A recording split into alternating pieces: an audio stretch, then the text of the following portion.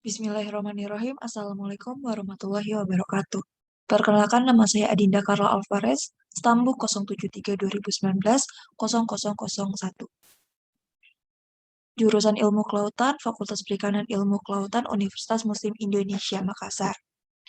Video ini bertujuan untuk menyelesaikan tugas MIT, mata kuliah Ekowisata Pesisir dan Laut, yang memiliki judul Potensi Wisata Bahari Indonesia. Baik, pengertian dari wisata dan wisata bahari memiliki perbedaan. Menurut Kamus Besar Bahasa Indonesia, pengertian dari wisata merupakan tujuan wisata secara bersama-sama dengan untuk bersenang-senang, menambah pengetahuan, dan lain-lain. Selain itu juga dapat diartikan sebagai bertamasya atau piknik. Wisata terbagi menjadi 3, yaitu wisata alam, wisata budaya, dan juga buatan. Wisata alam sendiri adalah kegiatan perjalanan atau sebagian dari kegiatan tersebut yang dilakukan secara sukarela serta bersifat sementara untuk menikmati gejala keunikan dan keindahan alam di kawasan Suaka Marga Satwa, Taman Nasional, Taman Hutan Raya, dan Taman Wisata Alam. Sementara wisata budaya merupakan kegiatan perjalanan yang dilakukan oleh seseorang atau kelompok dengan mengunjungi tempat tertentu untuk tujuan rekreasi, pengembangan pribadi, atau mempelajari daya tarik budaya dengan memanfaatkan potensi budaya dari tempat yang dikunjungi tersebut.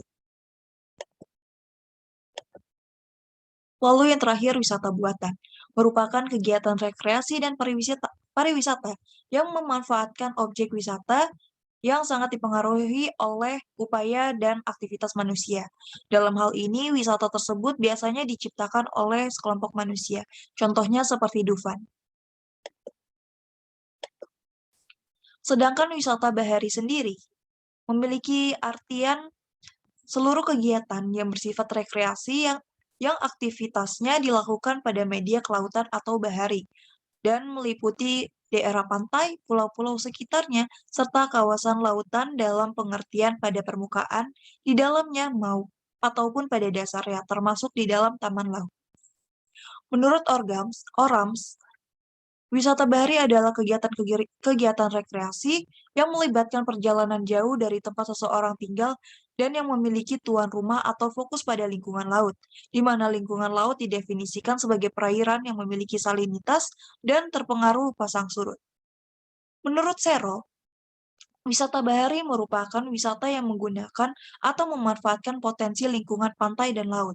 Sebagai daya tarik utama, konsep wisata bahari didasarkan pada view, keunikan alam, karakteristik ekosistem, kekhasan seni dan budaya, serta karakteristik masyarakat sebagai kekuatan dasar yang dimilikinya.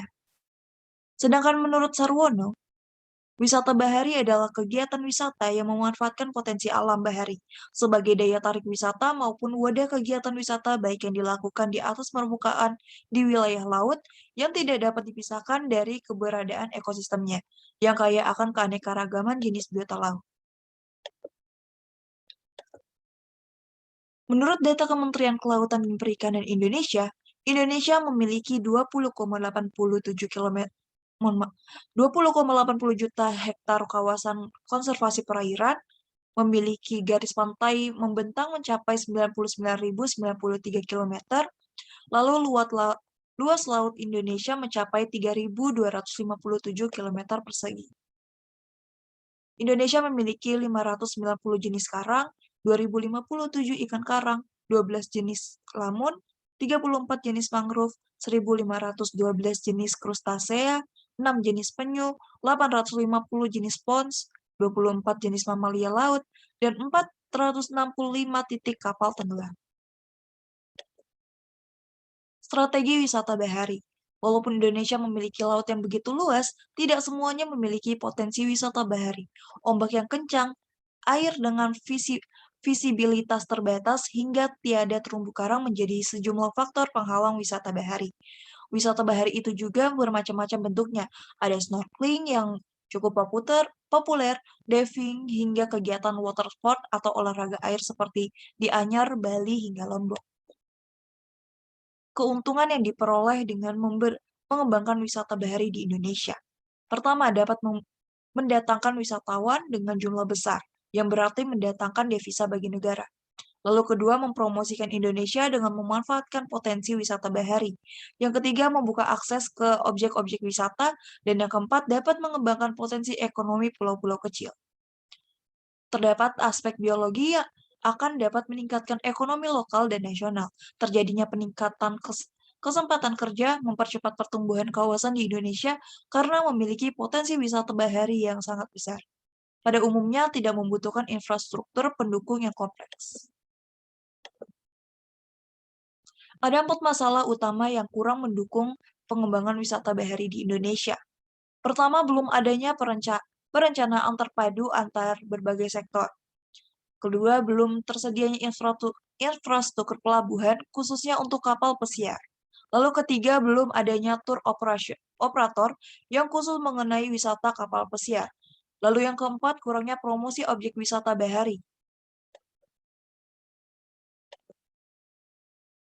Sedangkan strategi pengembangan wisata bahari di Indonesia harus membuat pertama, proses persiapan perancangan dan perencanaan wisata bahari Indonesia yang sesuai dengan arahan pembangunan berkelanjutan yang berwawasan lingkungan seperti ditetapkan pada TAP MPR nomor 2 tahun 1993.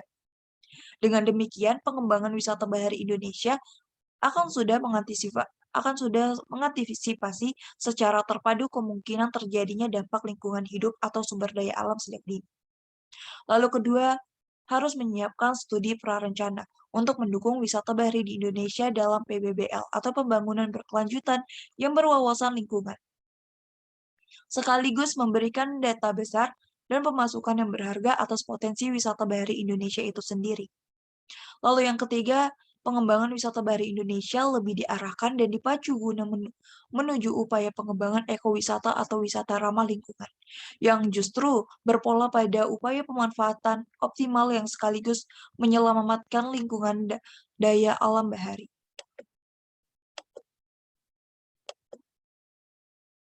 Wisata bahari di Indonesia, pemerintah sendiri sudah menetapkan 10 destinasi wisata prioritas Indonesia. Dari 10 destinasi tersebut, 8 diantaranya merupakan destinasi pariwisata bahari. Hal ini menunjukkan bahwa sektor bahari Indonesia sangat potensial untuk dikembangkan wisatanya. Baik dari 8 tersebut, terdapat 3, salah satunya Labuan Bajo. Wisata bahari di Indonesia ada di NTT yang telah tersohor adalah Labuan Bajo dengan Taman Nasional Komodo. Di kawasan konservasi tersebut, wisatawan bisa melihat langsung hewan purba yaitu komodo yang bermukim secara liar di habitatnya. Komodo telah ditetapkan oleh UNESCO pada situs warisan dunia pada tahun 2011. Kawasan wisata bahari di Indonesia yang terletak di ujung barat Pulau Flores, Kabupaten Manggarai Barat, juga memiliki berbagai daya tarik atraksi wisata lainnya, baik dari bentang darat maupun lautannya. Di sisi bahari, Labuan Bajo menyimpan landscape pemandangan bawah laut yang sempurna. Di Laut Bajo, hidup ribuan bahkan ratusan jenis spesies dan terumbu karang. Manta, spesies ikan pari terbesar di Indonesia, juga kerap ditemukan di tengah lautan Labuan Bajo karena potensinya yang besar. Pemerintah telah menetapkan Labuan Bajo sebagai destinasi super prioritas pada tahun 2018.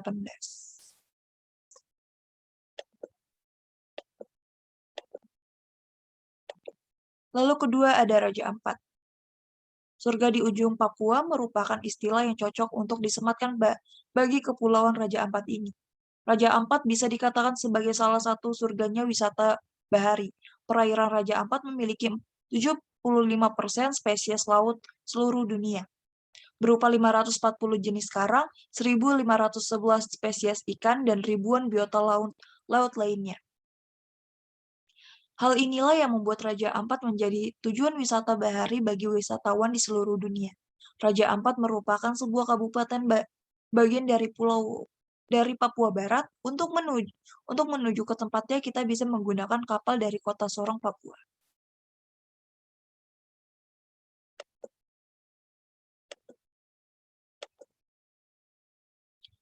Dan yang terakhir ada Wakatobi. Wakatobi tercatat memiliki kawasan terumbu karang seluas 118.000 hektar dan kalau Dupa Atol sepanjang 48 kilometer, yang menjadikan sebagai atol terpanjang di dunia.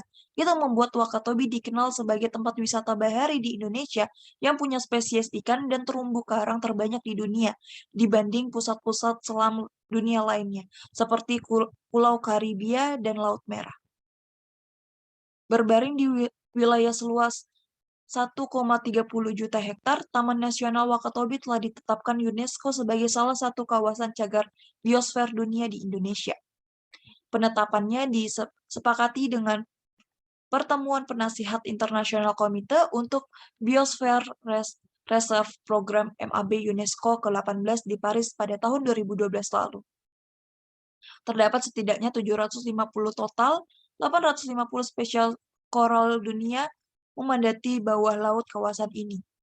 Figurasi kedalamannya bervariasi mulai dari datar sampai melandai ke laut ke area berbutir curang. Bagian terdalamnya perairan mencapai 1044 meter. Topografi bawah lautnya juga jauh dari definisi monoton, mulai dari berbentuk slot, flat, drop-off, atoll, dan juga gua bawah air. Wakatobi merupakan rumah bagi beberapa jenis burung laut seperti angsa batu coklat, carek Melayu, dan raja udang Eurasia. Juga sederajat jenis penyu termasuk penyu sisik, penyu tempayan, dan penyu lekang.